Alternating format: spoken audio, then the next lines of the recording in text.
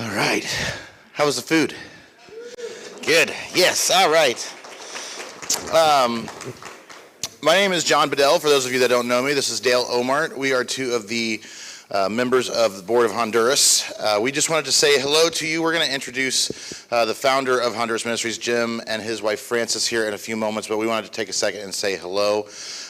Tonight really is all about helping people that don't know anything about Honduras Ministries start at the very beginning and understand where we're going in the future. So from the very beginning, we're going to look at where it all started, we're going to look at where we're at now, and we're going to look at where we want to take this ministry and these resources to these communities in the future. And so I hope by the end of this, there is a crystal clear picture for you guys. At any point tonight, if you have questions, comments, anything like that, you can always go towards the live feed and put questions on there.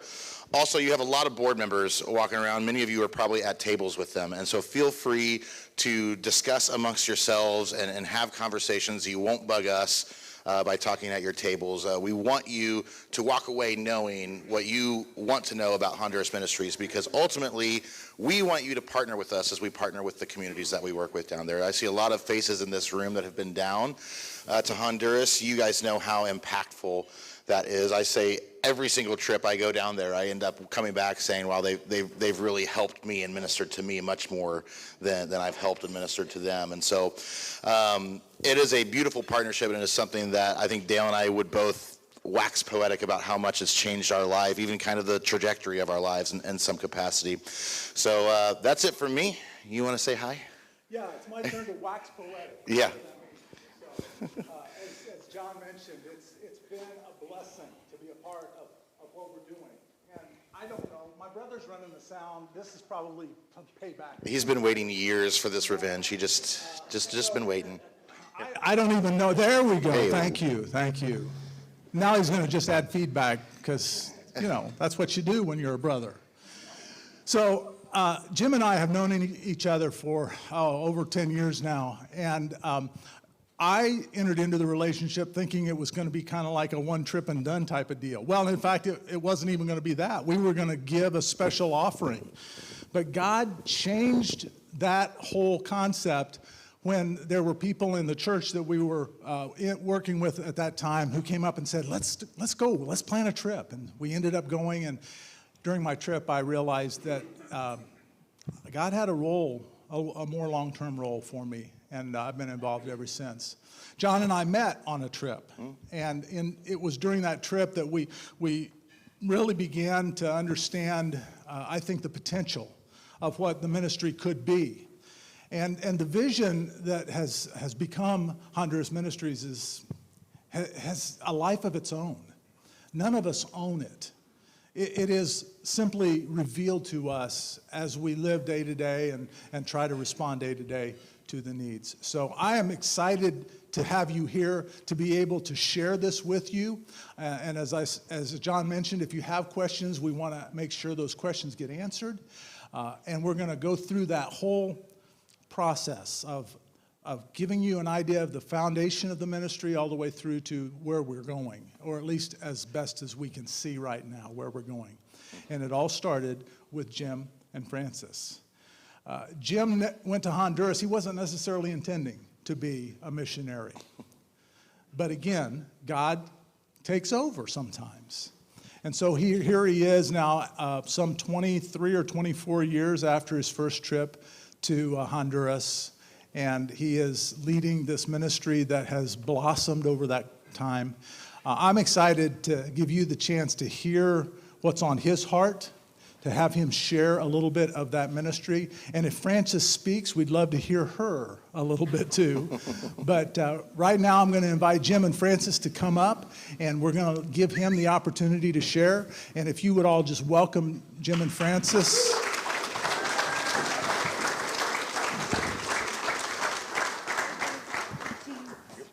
This is Frances, by the way. She's the really quiet one. Yeah. So, Jim, take it away. So, is this thing working? It is. Okay, I'm here. Well, I don't know what to say after that introduction. I can say my first trip to Honduras was in 1997, and I had no intention of doing what I'm doing today. But as we went through that period, and I met my wife, and that was in the year 2000, and we were married in June, and now it's been some 24 years that I've been affiliated in the country of Honduras. And I'm just grateful that God has let me be a part of what God does in His kingdom. I want to start out tonight with, well, let me get this clarified. Excuse me. I've had many, many inquiries about my health, and I've had many phone calls. In fact, I had a person call me yesterday morning from Dallas, Texas, wanting to know, how you doing? I'm doing awesome. I had COVID in 2020, hospitalized a couple of months, came out of there with a wheelchair, oxygen dragging around, a O2 bomb, I call it. And next thing you know, within a couple of weeks when I got home, I was behind a walker. And then I said, I'm going to do away with this. And then I got a walking stick. And I used that thing maybe a week. I said, no more. So here I am. The doctors told me. The doctors told me, you're going to be on oxygen the rest of your life. I am God's oxygen. Thank Him. Amen. So Francis and I were helping out in a church in a little town called Choluteca. We were with a missionary, local missionary named Ronaldo, and we were working with the church and actually started that in 2004, I believe it was. And as we were doing that, we had a good place to live. You're going to see this on a video in a few minutes. But as we get into this tonight, I want to show you or tell you where this ministry began and how it began. Number one up front, Dale hit it right. There was no plan. God has just been blessed, or God has blessed our life so much as He's called us into this. I came kicking and screaming. I didn't have no intention of doing this. Now, I wouldn't change it for the world. The best thing I've ever done. But we were affiliated with a church and helping them with rental of a building and just trying to have worship services. And as time went on, there was a young man in that at that time, and he's blind. His name is Humberto. And he was married, had 4 children, and lo and behold, his wife passed away. Now, I'm in the country of Honduras, and I see the impoverished there. I see people in the streets begging. I see blind people in the streets, and I'm thinking, how in God's world to keep them getting run over? And some of them don't. Some of them get ran over, killed. And we said to ourselves, we can't let this happen to this man. 4 small children. The little girl, I believe at that time, was about 3. So we started supporting this family. And through that support, we still have them in this ministry today. And this is the story I wanted to tell you how it got started. We started out doing food support with them. And we also provided the educational supplies so that the children could go to school. And we've got one of those children whose name is Lupita, and we want to get into that little film. She's going through all of the old time of our school, from cradle to right now, not the grave, but from cradle till she's a very successful young lady. She has her own beauty salon. And so I want to show you this. And you'll see a man during this little film. I started to say película, but it's a film video. And he's in a hammock. His name's Humberto. Go back to that again. Now, he learned to make those hammocks since we've been here. And we've sold several of those for him here in the United States. And it's just awesome. In fact, I have one of those hammocks in my home in Choluteca. And I love being in it. When you guys come down and visit, many of you get into that. I know. You'll find Jim sleeping there every afternoon between 2 and 4 o'clock. So let's watch this. Come over here, Francis. Mi nombre es Rosario Guadalupe Pineda Álvarez, tengo 24 años y soy estudiante de administración de empresas y saqué un curso de belleza y cosmetología. Bueno, yo estaba pequeña cuando nosotros nos involucramos con Honduras Ministries. A través de mi papá, el hermano Reinaldo se presentó a hermano Jean. Entonces ya a través de ellos decidieron así apoyarnos y hasta el momento han estado con nosotros siempre en las buenas y en las malas, apoyándonos y gracias a Dios y ellos seguirán bendiciendo sus vidas. Bueno, la verdad mi vida no sería la misma porque se me hubiese dificultado mucho estudiar, alcanzar mis sueños y mis sueños como de estilista profesional y gracias a ellos, a su apoyo, ellos ayudaron a cumplir mis sueños. Gracias a Dios todo bien y estoy muy agradecida con ellos y con Dios porque los puso en nuestro camino. Pues gracias a Dios me pusieron el saloncito así con mi espejo, mi silla, mi champusera. A mucha gente le ha llamado la atención, han venido, me han caído trabajitos, no al exceso, pero sí vamos empezando poco a poco. No todo se empieza de un solo, sino que poco a poco se va empezando y gracias a Dios todo me ha salido bien. Muy orgullosa, muy satisfecha con mis clientes y gracias también a Dios por las personas que puso en mi camino, porque sin ellos no estuviera donde estoy.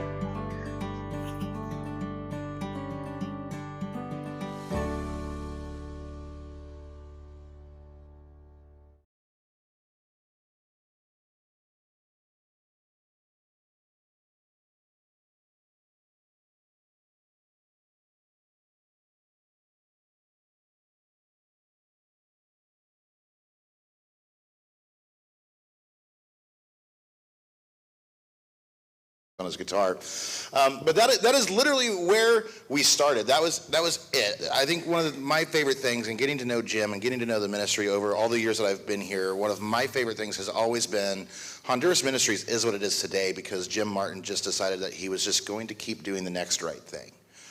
They saw a person in need and they decided to help. That person had children and those children needed help. Those children needed help with school. They needed help with food. And Jim and Francis just kept doing the next right thing. And because of that, we sponsor hundreds of children. And there's hundreds of children in Honduras that have had an education that would have had no access to that. So for me, Jim, thank you. What an example of just being able to just keep going, just doing the next right thing over and over again, and just watching how God can use that to really change communities and change the world. So we want to do a thing real quick. If Dale and Jim want to join me out here, we're going to take a little tour of where our ministry is currently, some of the projects that we have going on right now. We're going to go through Serco. So we're going to kind of pause this video as we go. We're going to talk about it a little bit. We're going to talk about the community and the things that we're doing there. This is one of our, Serco is the first, isn't it? La Fortunita was the second. So Serco, this is actually the first community where we had the community sponsorship, like an official community sponsorship. Which one was that? All right. Jim, you want to take like 2 steps back? I think you're back towards the back here. I think we're kind of in the blast radius with these big speakers here. So you should be fine as long as we stay back here. Get to the back of the stage, Jim. Come on, man. All right. Cerco de Piedro was the first community that we were in, and we partner with a pastor there. His name is Nicho. He's a hilarious little Honduran man. If you get to meet him, you will enjoy his company. Very happy, always happy. So we're going to just take a video tour through this. We had some of our guys down there make this video, and the 3 of us are just going to kind of talk about the space. This is the road going into Cerco de Piedro. You do get to pass some beautiful country. It's kind of up in the mountains. So this is like the cool place to go. I mean, like temperature-wise, it's a lot cooler, so I like this one a lot. And don't expect that the roads to every community are going to be like that one.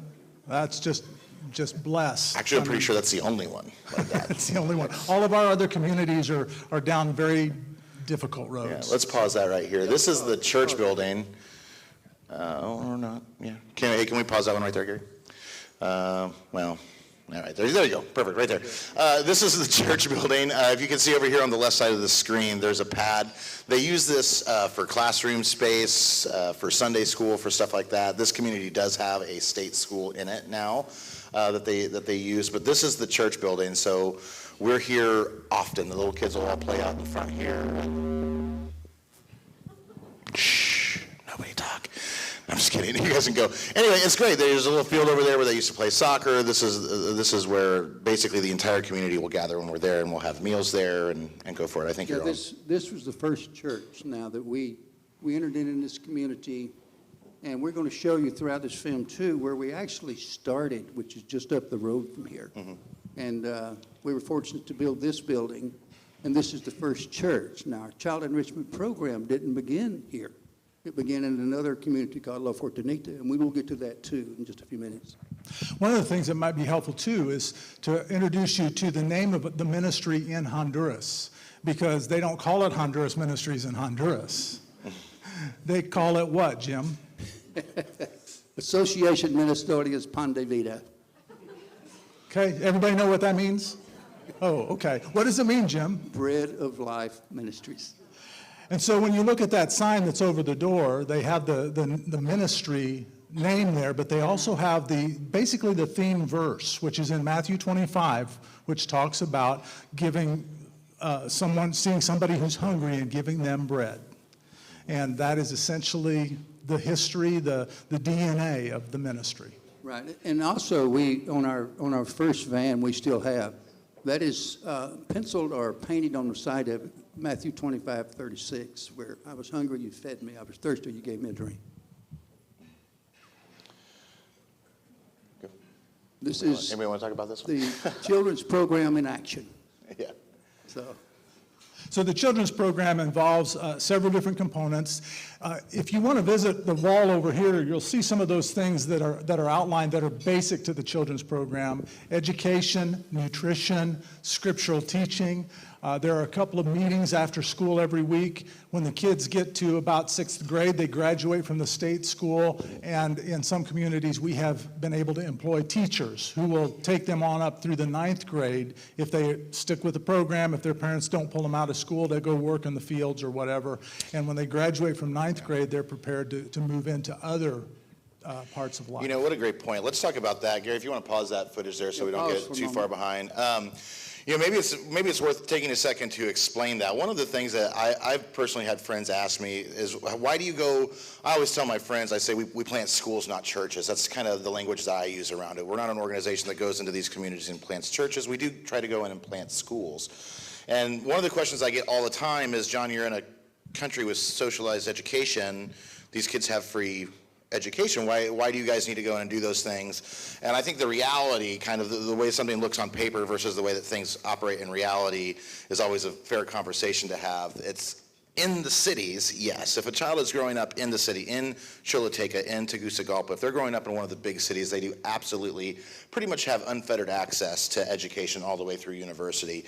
But in the country of Honduras, the government is really not overly concerned with these small pocket communities that we operate in outside of the major cities. They're not worried about children in La Fortunita or Cerco de Pedro having access to that later education. So what we do is we try to show that, hey, there's a lot of kids here, and we can have a viable school operating, and then we try to work with the government and try to get the government to recognize that and start providing teachers and education and things like that. But that's the hurdle in the country of Honduras for us, is to bring education to these communities that the government, though technically, yes, they have access to, actually doesn't put that into practice and doesn't give them that access that they say they have. So that's why we do what we do as far as the schools are concerned, because yes, it is a socialized country. Yes, there is technically education for all, but you do kind of have to be geographically in the right place for that to actually apply to you. So Let me add to that just a moment. The whole school system in Honduras and the communities where we were, the government furnishes the kindergarten through 6th grade. When children, the whole concept was when we first began, why do I need to go to school? Because after they get through the 6th grade, they still don't get an opportunity to go to work, not even like in Wendy's or someplace like that. So the parents pulled them out, put them in the fields, and that's the best thing they could do. But now we're seeing some success with our going on in furnishing, after that, the 7th, 8th, and 9th grades. And we do that because in Honduras, when a child finishes 9 years of school, they qualify for some vocation. That can be carpentry, mechanical, nursing. We've been successful. We've got a nursing student that's full-fledged nurse. We've got people who are studying automobile mechanics, or motorcycle mechanics, and just different things like that's come on as a result of this. So. Yeah. There we go. Okay, Gary, thank you. This one sounds better. But anyway, that's where we are with a big part of this. And so, let's go.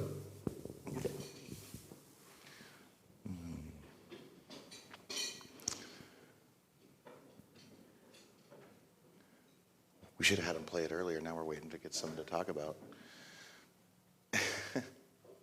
You know, Jim said something to me one time when we were sitting around talking. He said, the reason why I believe in education so much, John, is because I believe that education is the blanket that we're going to put out the flames of poverty in Honduras with. And that has always really stuck with me because that is what we are giving the children in our program. We're giving them access to this thing that will not just change their lives, it will change their community. It will change the world around them by having access to this, to the education. And because of that, because we partner with the local churches, we open the doors for these families to hear about the gospel. We open up the door for God to change lives in these communities. And you'll come down and see, in La Fortunita, you will see the difference between communities that have our program in it and communities that don't. There's a very stark difference. You can see the church change the community right in front of your eyes. You're backlit, Gary. I don't know what you're saying. Sorry. They even have running water and restrooms, believe it or not. Yes. Now, those doors have been replaced since we made this video. Now, So this is where they'll do all the washing. They'll wash the dishes and the clothes. Pause it there. right here for a moment, Gary. That's fine. It'll pop back. That's okay. Yeah, here. That's fine, where the water is. I want to explain. This water comes from a mountain stream, and this is the mountainous country of Honduras. And unfortunately, they do have running water. They may get it an hour a day, maybe. Oftentimes, when we're there, especially with groups, we don't have sufficient water to go around. But lo and behold, in this coming February, Living Water International is putting in a water well in Cerco de Piedra in the school, and they're going to give us access to it for our children. Nice. So let's do that. And by the way, Living Water International is a partner with World Vision, and we have done some partnering with World Vision over the years. So let's go. I think that was it. Oh, there we go.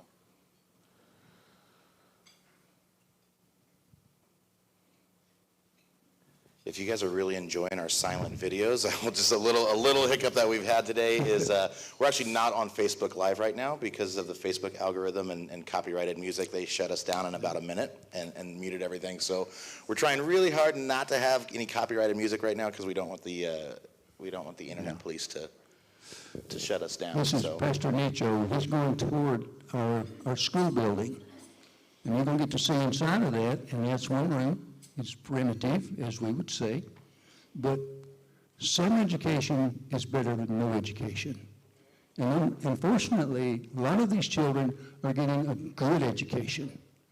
We've had some students, and we were not successful in getting the permission from the military, but 5 of the students that graduated from the graduating class here in Cerco de Piedra have entered the military academy, and they're students there. Of course, they don't get off on weekends, so we couldn't get them together to get an interview with them. But anyway, God has blessed them with that, and we're blessed for them with that too. I don't know if you're going to be able to hear me, but it'd be helpful for you to know that the church in Cerco de Piedra worked to put together all of the food bags that are distributed. And so the food is brought to Cerco de Piedra, and they pack up about 143 143 food bags are packed up and delivered to families every month out of Cerca de Piedra, and it's done by the volunteers in this church. If you're interested about those more, there's actually these great little posters, these great posters over here that Emma made for us. There's one that kind of details the food bags there.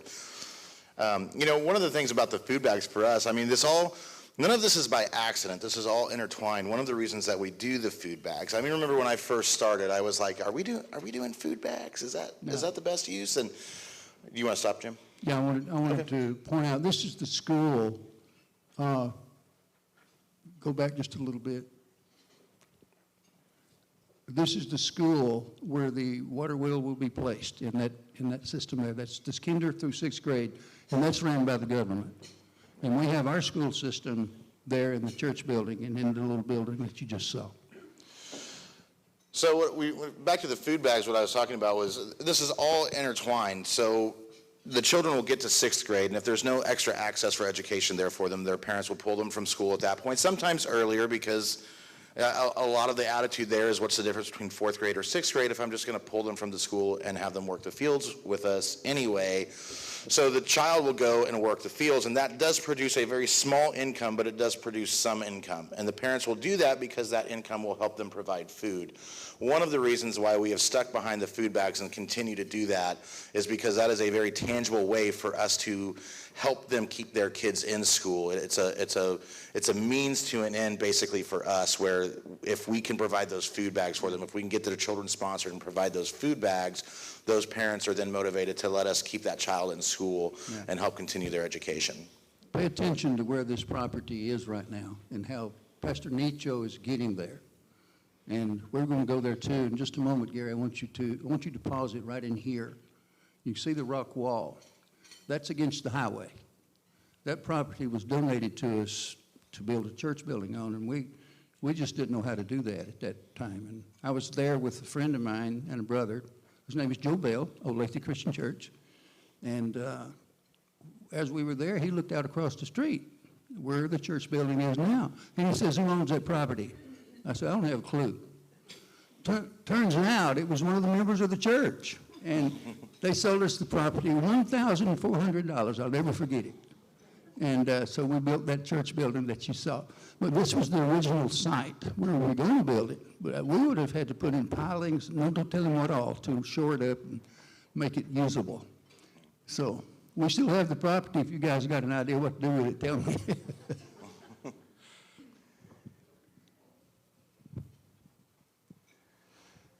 One of the things that always strikes me when I go to Honduras is how just in this small area around Choluteca, you really get several different types of areas. When we're down in La Fortunita, it's dry. It's not desert, but it's very arid. You know, the jicama trees grow there, and that's pretty much it. And then you just go up the road, really about 45 minutes away, and you're up in the mountains, and it's green and lush, and there's a mountain stream that they get their water from. So I've always been just kind of blown away by how Notice the Wendy's cup on the passenger side. Yeah, when you fly into Tegucigalpa and we get you off the plane, the first thing we do is we take you to Burger King, and so we get a nice traditional Honduran meal at Burger King. First thing when you get there. After that we go elsewhere. This is where we began. This is where the first building was that we rented, and actual building has been torn down. And this is a house that the landowner decided they didn't want to have the building anymore, so they took it away from us. And that's what got us into the notion we need to build a building somewhere. And that's where the building was born. So, but anyway, it's nice, and I'll never forget going there.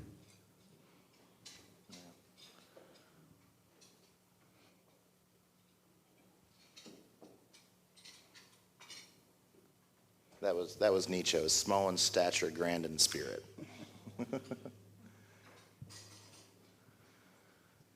And we're back in the church building. There we go. These are the kids coming in and out for the children's program. I love that mural. I take pictures with it every time. That photo. Is this a school? Is this school or is this the Bible Arca class? de Salvation. That was the first name of the church when they started. So they'll do worship. They've got a little sound system that they'll go in there. They'll do worship. They'll do the Bible classes. and they bring the kids in. And if you're part of the children's program is that we do 2 hot snacks a week, so they'll come in, the kids will get to come in, there'll be a hot snack, and then the Bible classes and the lessons and all of those things are all part Gary, I of the want you to program. pause right here. Whoa. Is that a nutritious meal or what? Huh? Plus the Coke. We don't normally do pizza, but in this case, I don't know how it got in there. But no, you ask the children, they're going to tell you, no, it's nutritious, I love it. So just like everybody here, pizza. All right, let's go. It's tomatoes, it's milk, it's bread, it's perfect. Oh, they had a blast, they loved it. This little girl's name is Mary. Is there anybody in here right now that sponsors a child from Circle de Piedra? We were going to ask that a little bit earlier. So we got a couple people in here. Yeah. Oh, there we go. Hands keep popping up. All right. So we have a lot of different areas. One of the things, I guess this is a good time to plug the wall back here. If you go out the back doors there and turn right to the left, we have a wall that has available children to sponsor right there. If at any point you'd like to do that, go for it. There's a QR code on the cards. You can just scan the QR code and it'll take you straight to our website. And you can go through that. And That's the end. that was the end of it right there. Yeah. I missed it. Man. It's okay. That's okay. All right, yeah, so that's really kind of the lifeblood of Honduras Ministries is this child enrichment program. The ability to have these children sponsored, it provides the food bags, it provides the access to education, it provides the Bible lessons, it provides us the financial resources to do community projects and to really kind of further our vision and our mission in Honduras and working with Panda Vida with the board. So that the way that it works is Panda Vida has its own Honduran board and then Honduras Ministries has our own board. And we're kind of the left and the right arm is how we refer to it. So there has to be a board down there to run that ministry. So they basically are the boots on the ground. And really what we talk about a lot is how to better leverage resources. Our job as a board for Honduras Ministries is we are trying to figure out, like we are resource heavy. So we are trying to figure out how to take those resources and get them where they need to be and leverage those so that the people that are, sparse on the resources, but they have immediate and familial access to the need can do what they do and be the boots on the ground and work through the lives of the people in their own communities. And so we do stuff like this. We get other people together and we talk about this. And this has been an event that we've had now we were trying to figure out a little earlier, 5, 6, 7 years. I don't know, last year, of course, it was online. But we're also looking for ways to take this to the next level. And I want to introduce an idea for you tonight that I hope maybe some of you will run with. And that would be to take the online recording that we're going to make available and host a party yourself to introduce this ministry to some of your friends and some of the people in your network, and to see if some of them might have an interest in perhaps becoming the sponsor of a child. And we'll talk a little bit more about the specifics of what it means to sponsor a child here in a little bit, but the bottom line is this: people can't do anything until they know what the problem is. Our job here in the United States is to share the problem and the need with other people so that we can hopefully leverage some resources that will help with the ongoing ministry in Honduras. We're really excited about the people that we have in Honduras. Pastor Nicho, Pastora Susana, Pastor Javier. We've got so many quality people there that are working, and they're just wonderful people to be partners with. Manuel and Christian, and if you've been to Honduras, you know these names, and you know what wonderful people they are. And I never get bored with the idea that God chose to make it possible for us to be involved in His work, and that we have the awesome opportunity to be a part of changing a nation. And that's literally what we're trying to do. As a whole, we started in Circle de Piedra, but as Jim mentioned earlier, where we really started and began to develop the idea of this child enrichment program, the child sponsorship program, was in a community called La Fortunita. And Pastora Susana is the pastor of that church, and I mean, she's a logistical wizard. I don't know how she keeps everything straight, but this is a woman who's lived in this community for her whole life. She knows everybody. She knows all the kids. She keeps everything straight. She runs the Bible program. She helps with the teaching. She's the pastor of the church. She does all of these amazing things. I have the privilege of sponsoring one of her daughters. Her daughter, Delia, is one of the young ladies that I sponsor, and she is equally amazing. She's a fantastic child. She is in... We were talking, I think she's 15 now. It's been so weird, right? Because it's been 2 years since we've been down. Like, I miss being there, but it's almost, you have to think about these things for a second. So I think Delia's 15 now. I think she's in 10th grade. She's continuing her education. She's learning English. We chat as much as we can. I don't speak Spanish well at all, so she's better at English than I am at Spanish. So we do what we can do. But we have her testimony here. She's gonna talk about the program in La Fortunita, and this was the community that really was kind of the genesis. A lot of trial and error with what we did and how we did it, and the things that we tried to do in the community, and the things that we were able to do in the community. And they have been so loving and patient as Honduras Ministries really kind of got its feet under it. And that, again, is simply because of the relationship that Jim and Francis were able to build with this community and with these people by keeping their word and doing the next right thing. So let's watch Delia talk here for a second. Oh, yeah, go for it. Just before we get into this testimony, I want to tell you how this got started with our child enrichment program. This is where the first community was.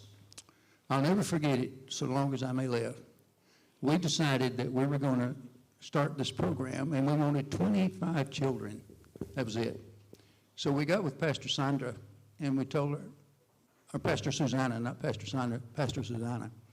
And we said, Susie, we need 25 children, and we want to start this program, and what we're going to do is, and we explained to her the details, twice a week we're going to have meetings with the children, feed them a good hot meal, teach them hygiene products. Well, we thought we had enough money for that.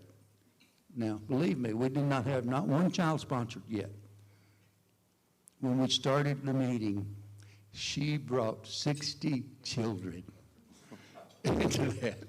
We said, Dale and I and John, we all three, we're in a hotel room, where's this money going to come from? And guess what? God provided. So let's go. Hola, mi nombre es Delia María Flores, soy del proyecto de Niños de la Fortunita. Me involucré en Honduras Ministries gracias a que mi mamá es la pastora y desde muy pequeña he asistido a la iglesia con ella. Veníamos a la iglesia, estábamos en familia, siempre con mi familia hemos estado en la iglesia. Venimos prácticamente toda mi vida he estado en la iglesia desde muy pequeña.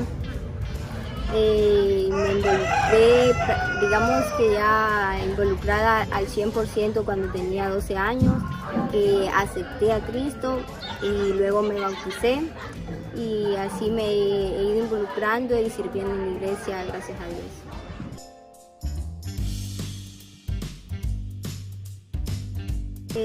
Sin el programa creo que sería muy diferente porque en el programa he hecho amigos. Yo pasaba en mi casa, casi no salía, aunque vivo en una zona que se puede salir, pero casi no. Y al venir al programa me relacioné con varios de ellos, hice varios amigos. En lo personal me han ayudado bastante el programa, gracias a que nos ayudan con útiles para el colegio. Y eso ha sido un beneficio para mi mamá, ya que ella no ha comprado eso, sino que en el programa nos han ayudado y eso me ha servido bastante poder seguir. Y también porque me ayudaron a continuar en la iglesia, no solo lo que aprendía cuando era niña, sino que también me esforzaron un poco más, me ayudaron a crecer espiritualmente para servirle a Dios.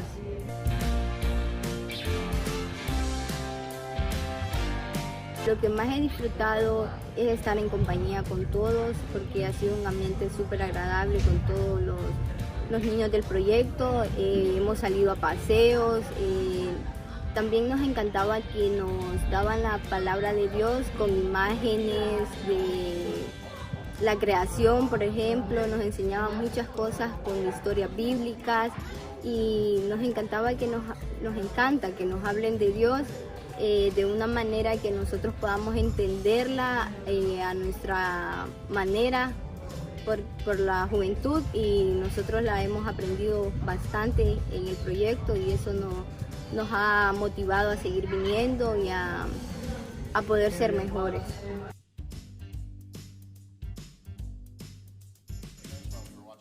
But that's the community that we've had the children's program going the longest in. And I watched that video. I saw it earlier today, and watching it now, I think you can see it on the faces of those kids. I think that's the difference that this program makes in the community. It gives hope to the children of the community. They believe in themselves. They have the confidence to go out and try these things that they maybe never believed that they could or would even have access to.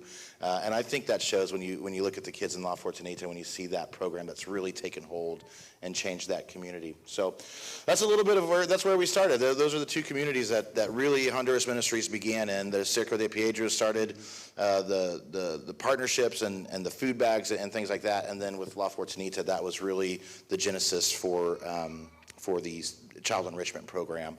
So, Jim, do you want to say anything about the beginning of Honduras Ministries? There in La Fortunita? Mm-hmm. We started there actually about the same time we started at Cerco de Piedra. But what we did, there was no church building and there was no real community church at all. And we met under a tree and had Bible studies. That's exactly what we did.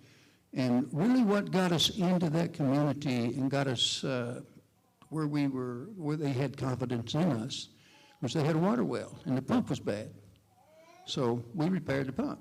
In fact, we put a new pump in and we maintained it from there. And they also told us at that time, so many people have come out here and they said, well, we're going to help you do this and we're going to help you do that. But she said they walk away and never see them again. But we said, no. We're going to be consistent. We're going to do exactly what we said we would do. And now this is one of the most thriving communities that we've seen. Gone from a lot of idol worship, I'm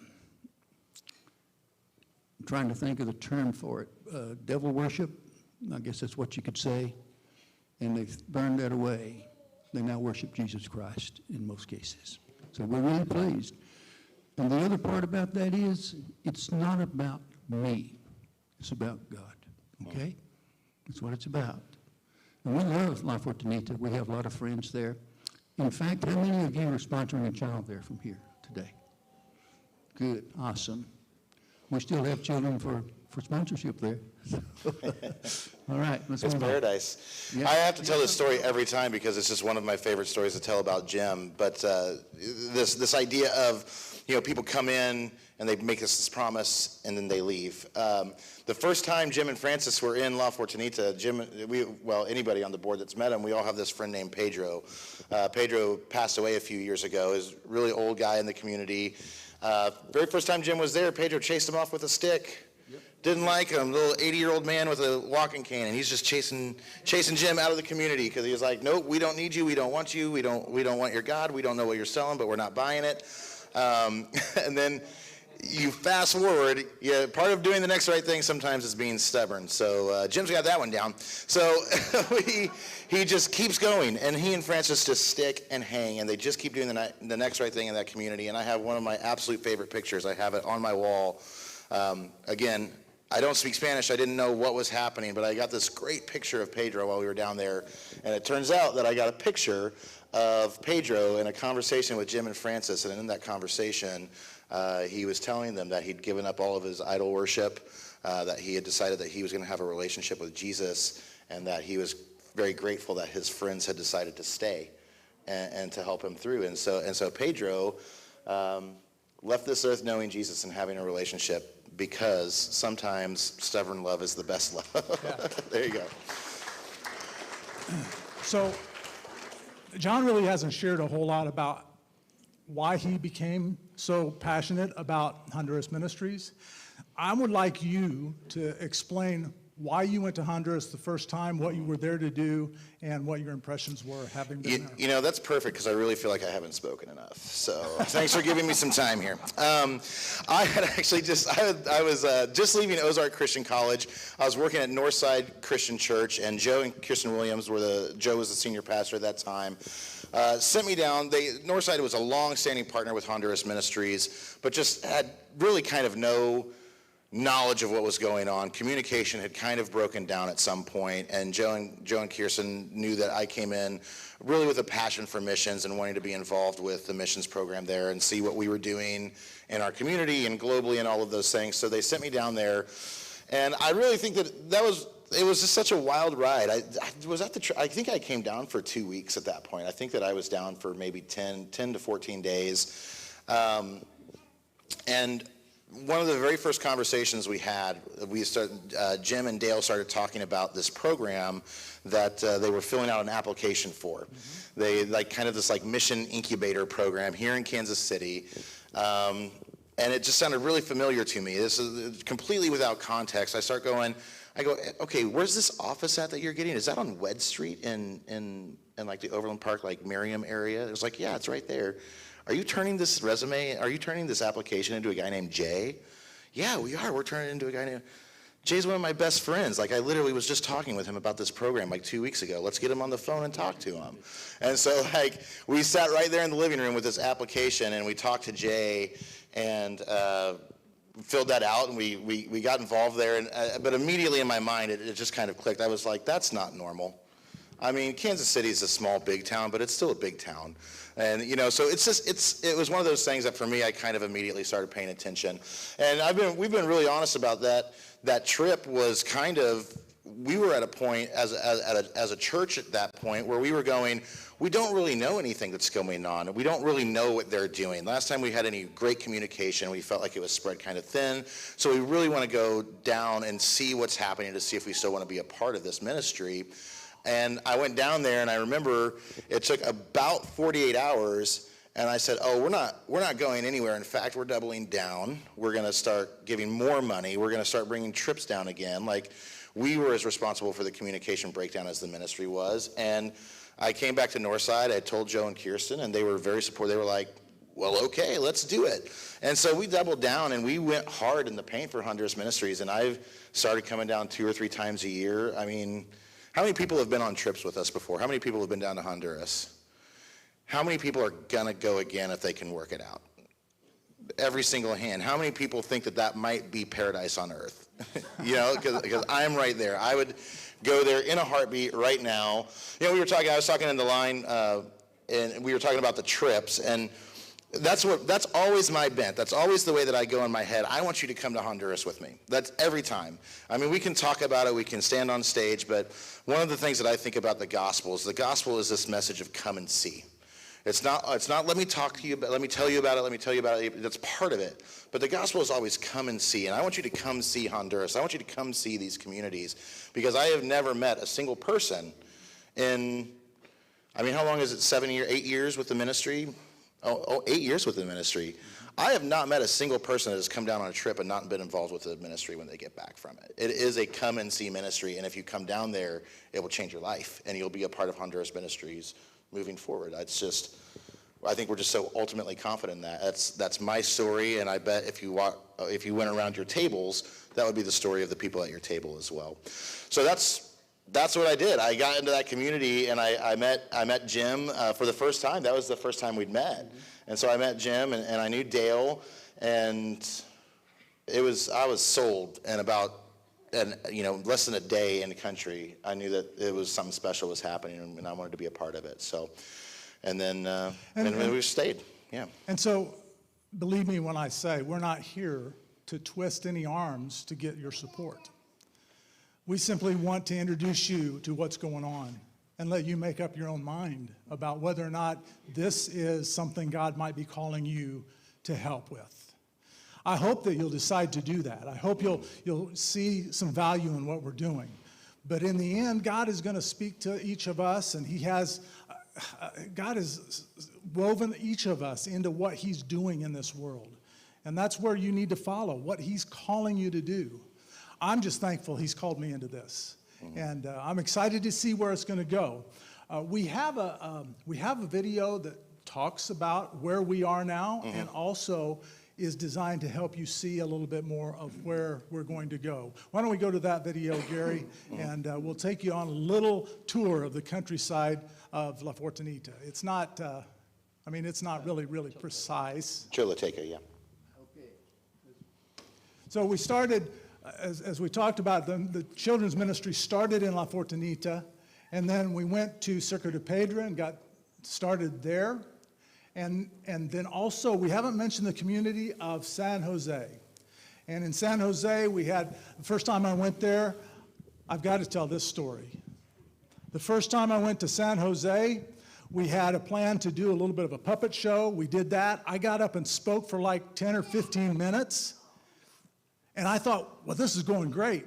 And then the leaders of the church were kind of talking among themselves back over in the corner. And when I got done, they looked at me and they said, "Can you talk longer?"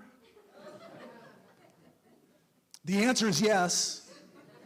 So I've been asked to talk longer as a preacher. There's not a lot of preachers that can say that. He So wept I like a went- baby for minutes. So at any rate, San Jose, there's a young man named Javier who wanted to be a pastor, and he has since gone on to university, and he is now a teacher as well. His sister runs the program at the church there. We've gone on from San Jose up to a community called Cihuatepeque, which is a long ways geographically. We're talking probably how many miles? 100 miles? 125 miles? I'm going to say right at 80 miles, Okay, I'm overestimating it. but it's a day's drive. A day's drive based on the roads you have to go through. But there's a community in Cihuatepeque, there's a church there, and it's a distance. And so there's been a little bit of difficulty in communicating and working together. It is a community, however, that we are very committed to. I would say even right now, we're recommitted to that community. They reached out to us. They want to continue with what we're doing. We have a partnership with the church in Tegucigalpa, which is the capital city of Honduras. They're also helping to support that children's program. In fact, that church has made a commitment to sponsor 7 children. And so we just feel like that partnership is so valuable. We're going to do whatever it takes to continue to build on the ministry there. In fact, what I'm hoping is part of the results of this event tonight is that we will see at least 10 young people who are sponsored at Cihuatepeque in the children's program. And we'll see how it goes for the next 6 to 12 months. And if God blesses and we're able to continue there, that's awesome, because I'm confident that this program, it's not just about helping an individual family or a small group of families. This is transforming communities. And we're very excited to see that happen. Apart from Cihuatepeque, there's one other program that we have recently started, and that's in a community near Choloteca called Ciudad Nuevo, New City. And there's an exciting brand new church there, and we're trying to get that children's program started. But we're going to stop there because the vision doesn't stop there. Right. We have, we started that program full swing this year. Now, this grew up throughout the pandemic, and we've been affiliated with this congregation now for 2 years, Francis. And we have learned, it's such a phenomenal place. They're in a community of about 5,000 or 6,000 people, which is rural outside the big city of Choloteca, which is not all that big. Normally, we target areas that are 350, 400 population, but this one has turned out phenomenal. We have a pastor there whose name is Linda, and she came out of the Nazarene Church as a pastor. And it's just been a very orderly growth. And so we elected after 2 years, this year, to start the children's program. And it's just fantastic. Got a young lady there whose name is Valeska. You just wouldn't believe how well she works with children and how how great that this program has turned out to be. So you just have to come down and see it. So we have plans now going from the community. Where'd we go? Let's get back on our little car and go. We're going to go back up to Cerco de Piedra. We're going to come down right down the street, about halfway between, we'll stop right there, Las Cabezas, the heads. And we already have an insight there. We look in communities, so we go from the man of peace or the person of peace. Where does that come from? The pastor of the church, whose name is Javier at San Jose, is marrying the daughter of a pastor in Las Cabezas. Wow, what a connection, huh? So we have that person of peace. So we were pleased at that. That marriage will take part, I think, in December. And we're really excited about that union. So let's go from there and see our next plan. We're going to go from La Fortunita now into a community called El Corizo, or Corizo. Actually, there's a government settlement there, if you'll stop, Gary, for just a moment. If you're going into there, you'll find a little community called Bueno Samaritana, or Good Samaritan. And there are probably 35, 40 homes into that. Everybody that's been to a trip with us has passed by this community before. You're going down just a little bit, the remainder of the community is there. They do have a school. So we'll be able to do the 7th, 8th, and 9th grade, God be willing. But that's a plan. So let's go to the next one. So now we're back to San Jose. And down from San Jose going into the city of Choluteca is a little community called El Tutilito. I don't know if I said it right or not. We're not really, Francis and I tried to figure out today how I'm supposed to say that. But I don't know. But anyway, it's another community of around 300, 500 people. And if we find a person of peace there, that's where we will go. And that's our plans. You know, it's interesting to notice, like, if you're watching the map, we have these communities. We have La Fortunita and San Jose and Cerco de Piedra, and these communities that we're kind of just naturally moving into through relationship are really just down the street. This El Tulito is just right down the street from San Jose. It's maybe half a mile. But what happens when we get into these communities, you can see it, especially with like Cerco and La Fortunita, is the communities around it will notice that something's happening. And they'll start sending their kids. And so there's these little pocket communities around La Fortunita who those children then come be a part of the program. And when the community is of the size that we can actually have, there's enough children there for us to run our own program, that is a really organic way for us to move in. And we get invited in because that community already sees the difference we're making in the lives of their children because we're already doing it in the programs that we are running. And now they don't have to walk a mile down the road or a half mile down the road to do that. So I love that we're moving into those communities, but that is the goal. The whole goal of this children's program is that it is repeatable. And we want to repeat that as many times as God is willing to allow us to repeat that. We want to keep moving and keep growing and keep changing the communities. And we believe that ultimately change the face of the country of Honduras in a really positive way. And it's all really about helping people who primarily have been ignored. That's kind of the way that Christianity spread through the centuries, isn't it? If you go back into the pages of history, you'll see that Christianity grew among those who were slaves and outcasts, people who, to a great extent, didn't have everything they needed. But because of the way God works, nobody is unimportant. And so God, seeing value in those people throughout history, continues to reach out to them and make it possible sometimes for them to get to know him first. And we need to keep that in mind here in the United States, where everything is based primarily on what do you have and what can you give me. What can we give to them is the question we need to ask ourselves tonight. To think about, okay, here we are, and yes, there's this pandemic thing going on, and there's all the financial tensions that are all built into our system. We're getting into the holiday season right around the corner. There's all kinds of stress and tension based on that. And yet, in the midst of all of that, we still have really plenty. Is there a way that God can take the plenty that we have and maybe shift some of that to help the people who don't have anything. And it's a challenge. Obviously, it takes faith and courage to be able to sacrifice in that way. But the reward from that is beyond price. I mean, the value of being able to sacrifice and then see what comes of that sacrifice. Well, like, one of the things is to see a country change. One of the things is to see individual lives changed. One of the things that we didn't make note of, but it is a very fundamental part of our philosophy, every one of these children's programs is connected to the church.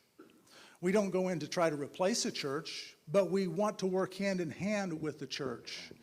And we want, yes, to provide for the children, but we also want to provide for those families, and not just in a material way. A lot of these families get ripped apart because of poverty. Kids have to be taken out of school, and they go to work in the fields, and that's the good thing that can happen.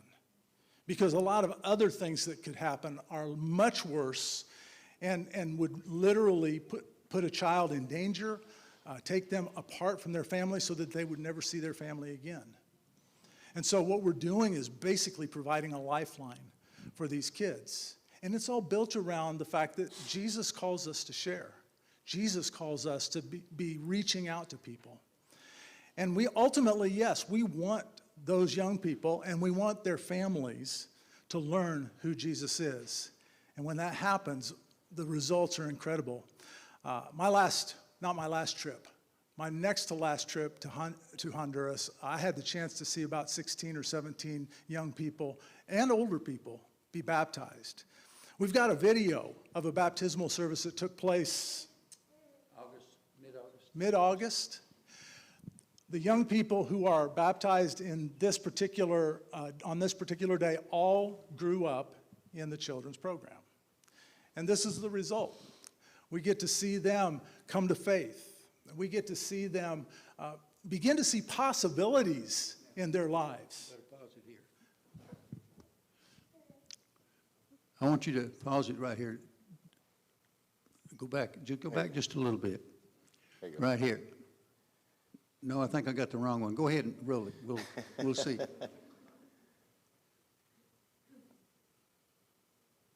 Yep, no, you got No, that's the one.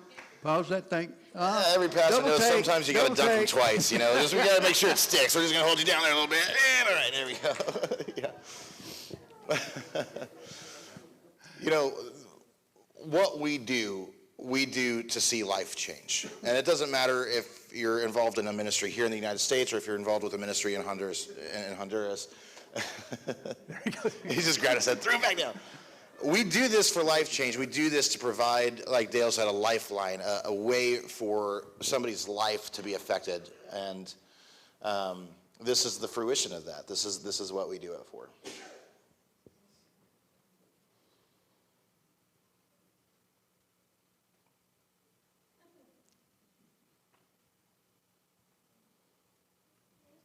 That's Pastor Javier, by the way, the young man on the right, working with Nicho to baptize. It takes two people to baptize someone in Honduras, I guess, right? Well, that current's moving. Yeah, that's what it It's is. clipping along. You might need somebody to dive after him if they need to. These videos tonight are a perfect reminder. Go home and thank a musician, because without music, I'm feeling it. I'm feeling the missing music here. And Jim, what's the new pastor's name? What was his name? Erasmo. Erasmo. And he's helping the pastor there in Cerco de Piedra, Pastor Dionisio.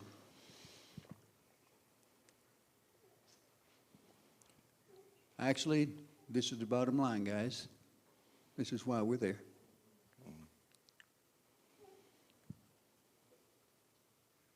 We're so fortunate to be able to witness such a growth. These children grew through this pandemic. God didn't stop the growth of his church. The pandemic can't stop it. Nothing can stop God. And we know that we're going to follow him and do his will. We see now that there are 17 of these young children, with the exception of 2, But they were the parents or aunts of the children that went up through the program. And there were 17 of them, my wife says.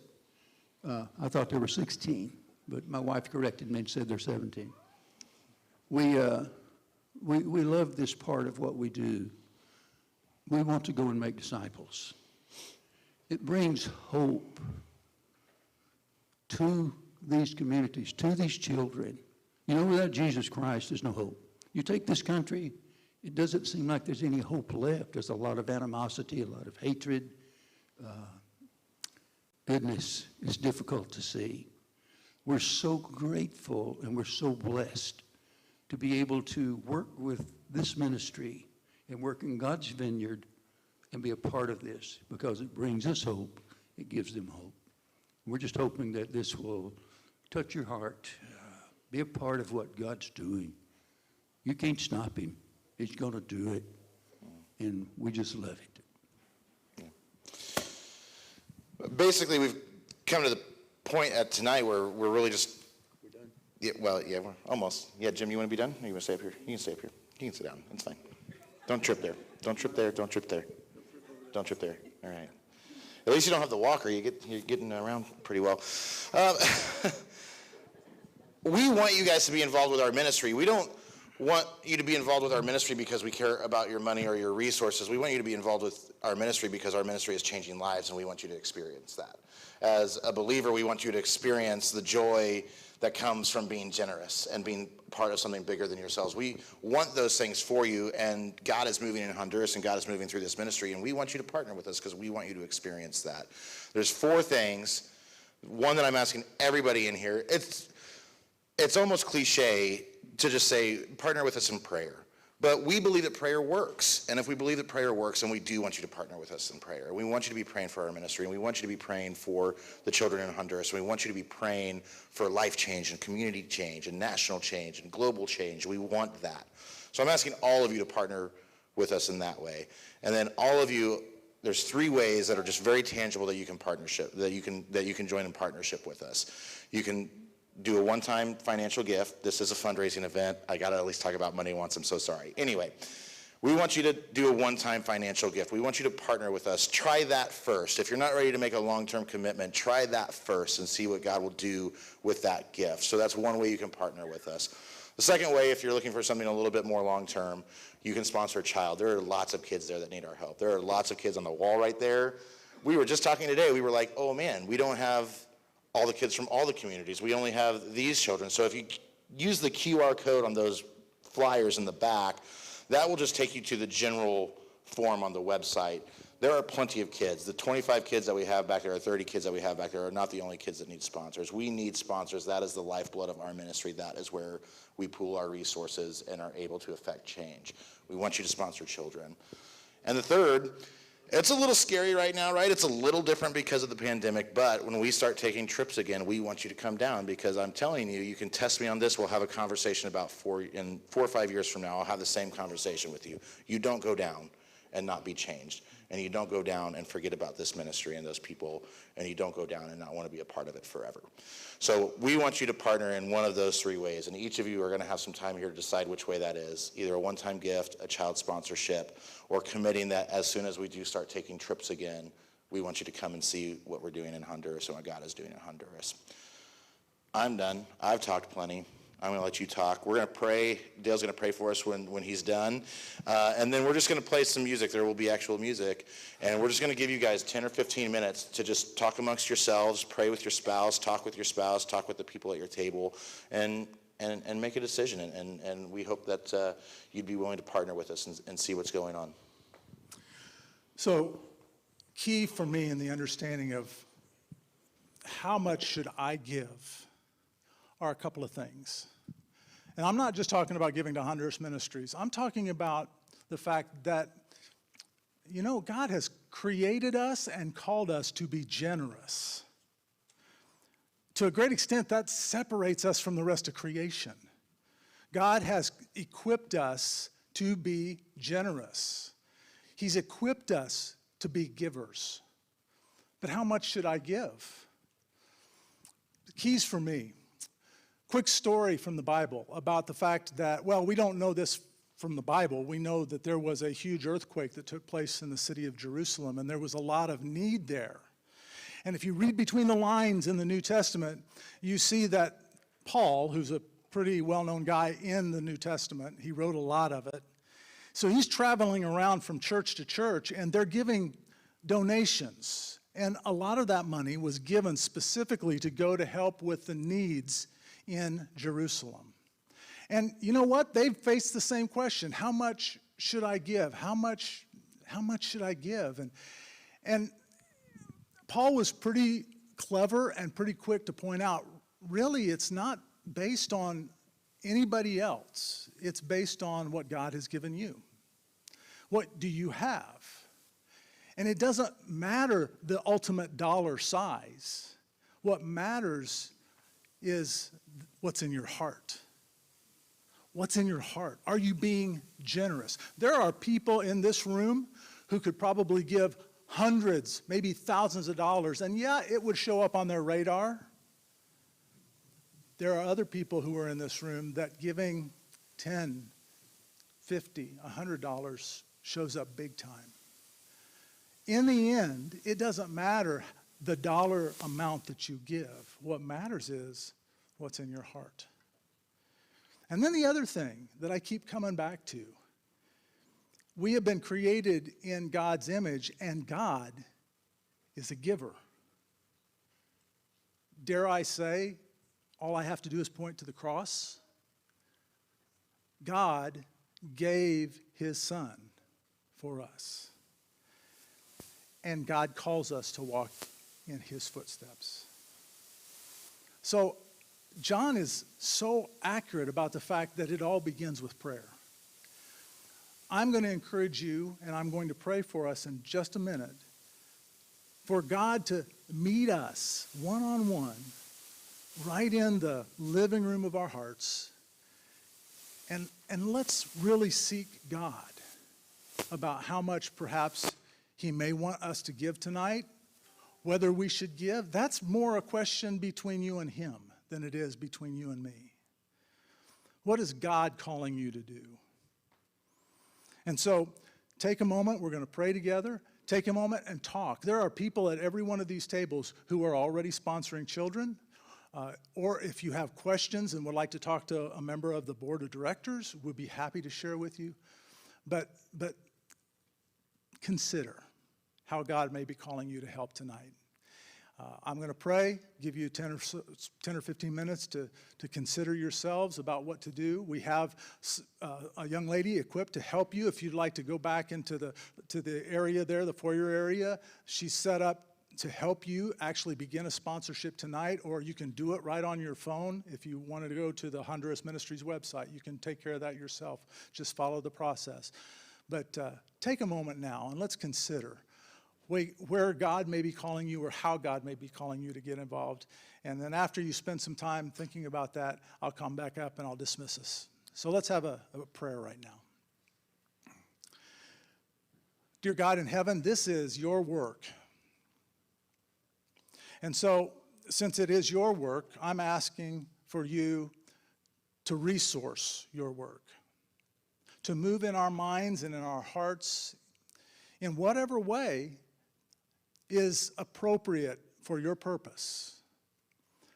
And I'm thankful that you've created us with such uniqueness and difference, and you've woven us all together. And where one is weak, another is strong. Where one is passionate, another is not filled with passion for that, but they've got passion for something else. And I love the way that you weave all of that together to accomplish your purpose in this world, and I pray for that to happen here tonight. I'm asking you to meet every individual right now in a one-on-one personal way. Have a conversation with us. Help us to hear you.